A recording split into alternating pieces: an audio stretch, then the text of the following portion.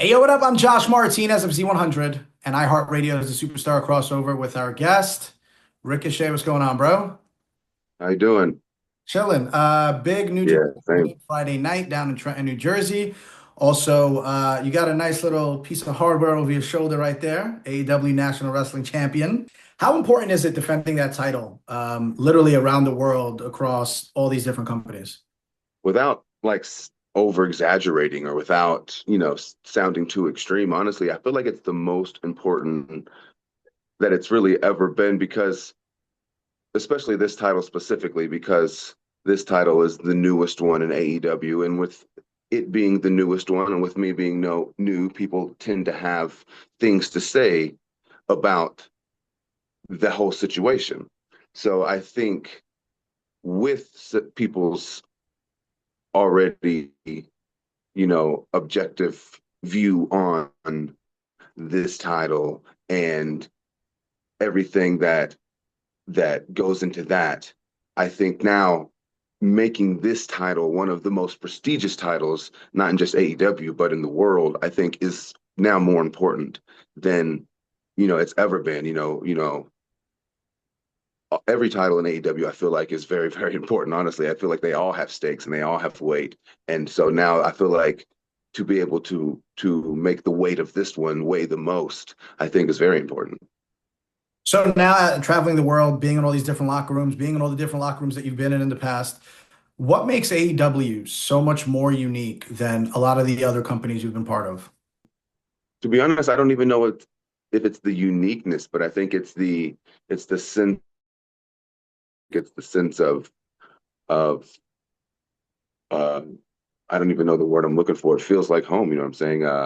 I think that is what, like when I'm at New Japan, it feels that way. When I'm at this company, when I'm hit this company, they all feel that way. I think that is for me what draws me to a lot of these companies. Obviously, they are unique. I feel like AEW is one of the most unique wrestling companies in the entire world for copious amount of reasons, whether it be the matches, whether it be the stories, whether it be the stipulation matches we have, whatever.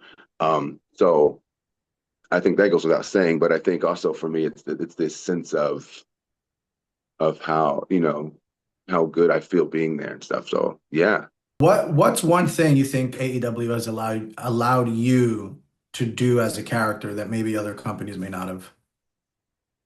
I think they just gave me time to organically do what I need to do to evoke reaction, evoke emotion. I think they just gave me the time and the opportunity to kind of just be myself and do what I feel like I believe would be the best for Ricochet. So you've been around for a while. You Uh, have evolved your style in the ring to an extent. Your body has evolved. How has your wrestling style changed throughout the years? Um, just basically to conserve your body. I mean, I don't technically changed. I don't know if my style has changed. Again, I think my style has always been the same. It's just that as I've gotten older, I feel that the style, especially me specifically, my style goes with whoever I'm in the ring with. I'm like an environmentalist. I go with whatever is around me. I always say Jackie Chan. What would Jackie Chan do? Jackie Chan will fight one or two guys, maybe three, but like four or five guys or whatever, it's like it's too much or whatever. Or then he'll run away, he'll use his environment, whatever. Um, and it depends. Maybe sometimes he's fighting a big guy, sometimes he's fighting a small guy, sometimes he's fighting, whatever. So especially Ricochet, I feel like Ricochet has always adapted to whoever he's in the ring with, whether it be a brawler like Chris Hero, who throws strikes, or a tactician like Zack Sabre Jr., or someone like a Will Ospreay or someone, so it's, even like a Keith Lee, you know what I'm saying? So like my style has always been the same, but I just adapt to whomever I'm kind of in the ring with. And as I've gotten older, I feel like I've just gotten smarter with that. So I still do basically everything outside of the double moonsault. I still do basically everything that I've always done. So with that, I feel like I just have gotten smarter with how I use it. So you're known as arguably the greatest high flyer of all time, definitely one of the better ones of the Appreciate it. generation. What do you think defines you now as a performer? Honestly, I feel like it's character work. As funny as that sounds, um, I feel like like the Jerichos of the world, and like everyone who's been able to adapt, and whoever who's been able to evolve, and like and do what they need to do to stay relevant, and not only stay relevant but thrive, and still, I call myself the trendsetter for a reason, and still set these trends of you know futures. Uh, Keeping the mindset and growth aspect and trend that we're talking about going, what fuels you more now in 2026? Proving doubters wrong or proving yourself right? Ooh, good question. Because what really does, when I really want to sit here and think about it, and rather than just give it a answer, let me think about it. What really proving them wrong for myself right? Because at the end of the day, you know where you could go in your It's a career. good question. And Yeah. there's a lot of people, social media is a thing. We can't ignore it. But I mean, I would be lying. I would be lying. I don't really do anything for anyone else, Okay. to be honest with you. If I'm really thinking about it, like other than my wife, obviously, I don't really do anything for anyone else's pleasure or whatever, you know what I mean? So I feel like just proving myself right would be the the biggest factor, because I don't really give a crap. I don't give a damn about proving people wrong. I don't care what you think about me, for one. So I don't need to prove you wrong because I don't care. Um, so I think just proving myself right is if I really sit here and think about it, that is what will be driving me more than anything, because who cares what people think? So you went viral a couple months back about things you said about your time in the WWE. What would you say is your biggest misconception of you, the person? Um, I would feel like, I guess the biggest misconception would be that I just I didn't enjoy my time there at all. I guess obviously I had 5 years there of great memories, great friends, great moments that I feel like I was able to make. Um, I feel like those were moments that I physically had to do something physical to make the moments, because, given the opportunities that I had, I that was the only opportunity to make the moments that I was able to make. But still, I feel like, yeah, great time there, make great connections. I still have friends over there that I talk to every day. Still, I talk to today still. So I think that would be the misconception, is just I didn't enjoy my time there at all, which obviously I did. Even with Big E, I remember sitting in the back with Big E, and not like breaking down, but literally like talking to him about my problems, how I felt and everything. And he was right there with me, and he knew exactly how I felt. And he like literally talked me, like, not off the ledge or whatever, but he literally like talked me down from like getting riled up or whatever. So like great times there, great friends, great memories. Yeah, just at the end of the day, it's just, again, I always talk specifically wrestling. I always, that's why even with the other thing, I said specifically wrestling is what, but people forget that part. I literally said, not about the popularity or any of the other things. I said specifically the wrestling aspect is what I said. But people, obviously, you run with what you want to run with. Um, I feel like it just wasn't for me. It wasn't the right fit for me. It wasn't where I felt like Ricochet's fans were getting the most out of Ricochet. Like, I feel like the people who've been, I mean, I've been following you since IWA Mid South. It's like, okay, well, you're probably not enjoying the stuff that I'm doing now as the stuff that I was doing before, because they tell me that. And so, obviously for myself, but obviously for the specifically Ricochet fans out there, like, I knew that it just wasn't it. You know what I'm saying? So at the end of your career, let's say you write an autobiography. Right now at this point in your life, what is this chapter called that you're currently in? All elite. Yeah, for sure. This is an elite chapter of my life. Um, Yeah, I think, no, for real, it's a great chapter of my life. I think everything in my life right now is firing on all cylinders.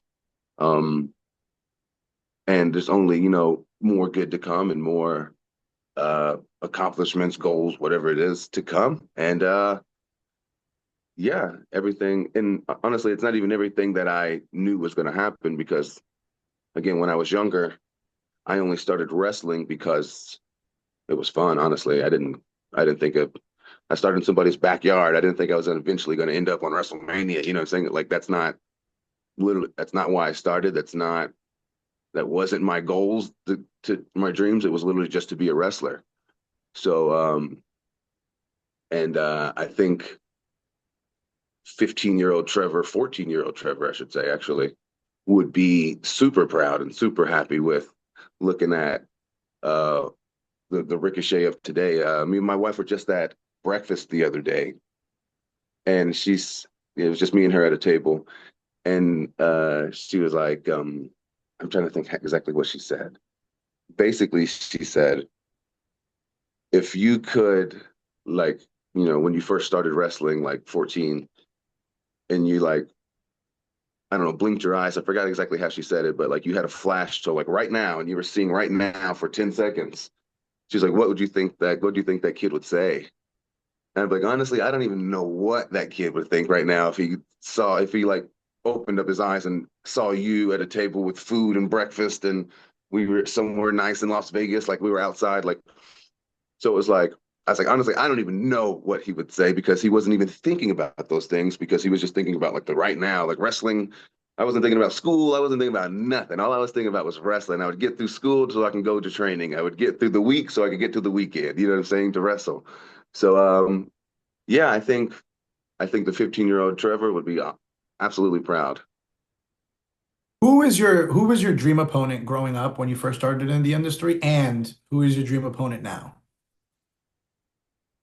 Um, I think when I first like started, I think Rey Mysterio obviously will always be he still is now, to be honest with you. Uh, but yeah, I feel like when I first started, Rey Mysterio was that guy for me. I was like, man, I want to wrestle that guy. Um, but now that's the thing. It's it's not necessarily even who do I want to wrestle because, like you said, I've wrestled everybody. Literally, I've wrestled everybody, and I've beaten everybody. Um, so even Rey Mysterio. So now it's like, who do I want to strap the lineage onto? And that's kind of what it is for me now. Like again, all these, especially in AEW, everyone likes to just give out title shots like they're I don't like they're Oprah Winfrey or something. They just want to next week you can have no, no, no, no, no. It's very important these matches. It's very important the championship. We don't just giving them out, some Joe Schmo.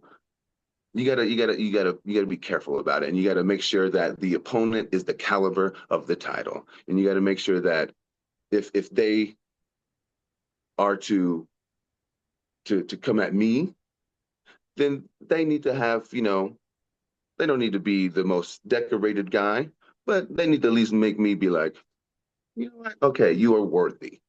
So that's who it is. I need to pick out those guys. And right now, actually, it's so funny that we mentioned this is Jack Perry. Hmm. Now that I think about it, we had this match, and it seems like the only way that Jack Perry can even win a match against me is if he has other people helping him. And then last night, he wants to have the audacity to kneel over me after the match and hold up a three in my face, saying all three times, like he's beat me three times, like that's some sort of accomplishment, like that's some sort of achievement that you've beat me three, like you have one win over me because I've beaten you obviously twice for the title. So you're gonna hold that over me like that's some sort of accomplishment, like that's the big accomplishment that you got one win over me. That's so Jack Perry right now is honestly in my sights because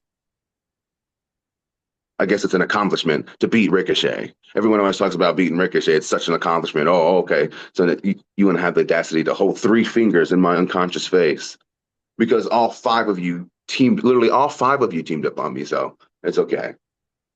So Revolution is upcoming, and then in a couple months, for the first time ever, there'll be an AEW pay-per-view event here in New York City. It is about damn time, by the way. And Long Island UBS Arena, not part of New York City. Don't care how close Newark is, which that's where you won your title. Not part of New York City. Yeah, yeah. What memories do you have of New York City since you've worked here a lot through the years? I will say one of the coolest ones for me was actually the working the Hammerstein one of the first times because Hammerstein was always a venue that it was like one that was like I felt like was always out of my grasp, like Korakuen Hall, Tokyo Dome, uh Ryogoku, York Hall, all these other ECW Arena. I could keep going. Like all the arenas, I've even Wembley, I've been there and I was wrestled at them, but I felt like the Hammerstein was always out of my reach because that was always like an ROH specific place, and I never wrestled in ROH, so I felt like it was always out of my grasp. So luckily, when I came here and they announced that they were going to do the Hammerstein or whatever, I was so pumped because that was one of the places I've always because just the memories of watching the Hammerstein. So that was one of the places I was. So the first time being able to go there, it's like obviously everything is small and cramped packed and it's all jammed together, but like I loved it.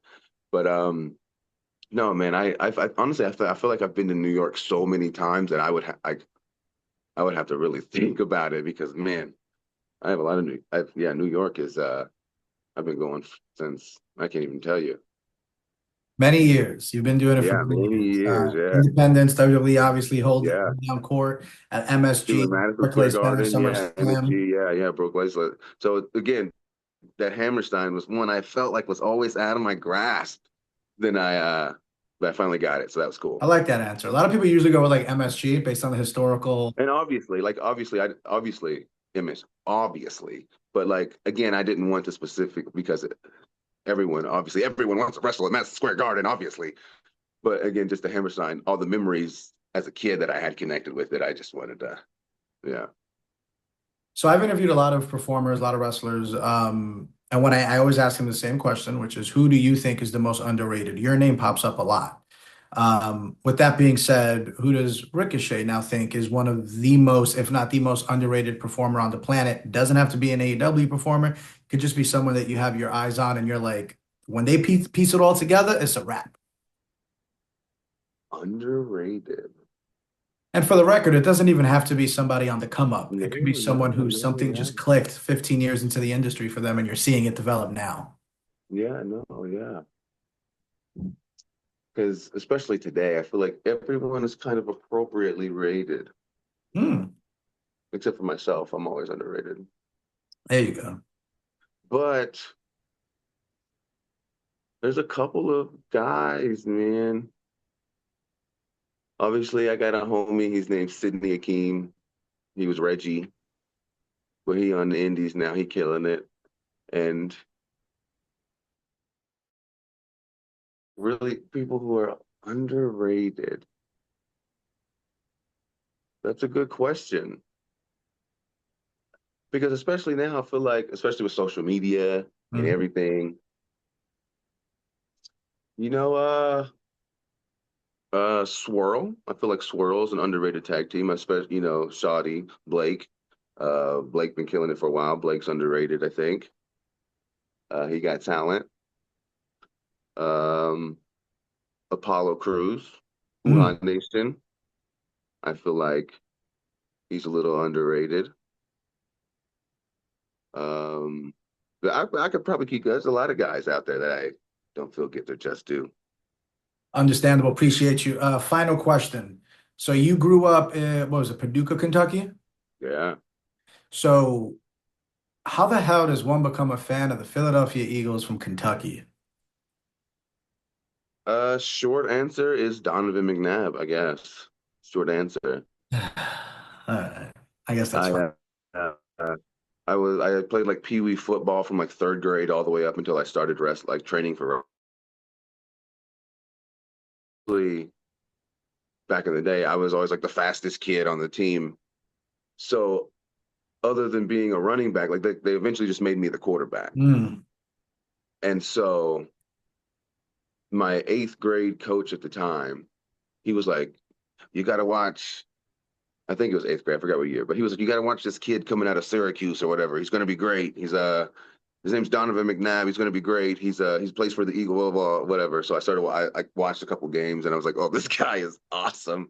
This guy is awesome." And so I just liked the Eagles from there, and then like To, and then all these guys came, Brian Dawkins, and all these guys came, and then so it was just crazy for a little while, and yeah, and then also at the time, you know, we started going to Philly a lot for wrestling, whether it be Chikara or whether it be CZW or whether it be whatever company was running in Philadelphia, because so many shows ran in Philadelphia. So I was in Philadelphia at least once a month, almost. It felt like at least once a month I was in Philadelphia, maybe more than that. Me and Chucky T was making that drive, 16 hours, one way, 16-hour drive. And so I was in Philly a lot. I was just up there a lot and had a lot of friends up there, and that's just kind of how it started. I actually almost worked for I think it's like Electric 96.9 or something in Paducah, Kentucky. Electric 96.9. Yes. Oh, I When I forgot was about that. when I was interning in New York City for Electric iHeart. 96.9. Yes. When I That's was great. interning for iHeart in New York City, they had a job opening, and the guy that I was working with was like, "Yo, I know people down there. If you're trying to go, like, I could set you up and get you down there to Paducah, Kentucky." And I just That's wasn't great. ready yet for the Paducah, Kentucky run, and then I ended up in Des Moines, Iowa instead. So, but things worked out. No, that's crazy. That's Yeah. funny. One more time, as a diehard Commanders fan and a fan of yours, that's your downfall to me. So, No, yeah, no, yeah. It's everyone always asks me because again, it's always the Titans or it's the Bears, Bengals or it was even, like 'cause Cincinnati's not that far.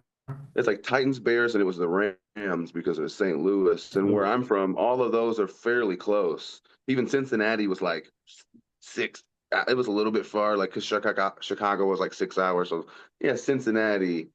Yeah, though I'm trying to think if there's another. That's probably about it. Yeah, Ricochet, one more time. Appreciate you, dog. no problem.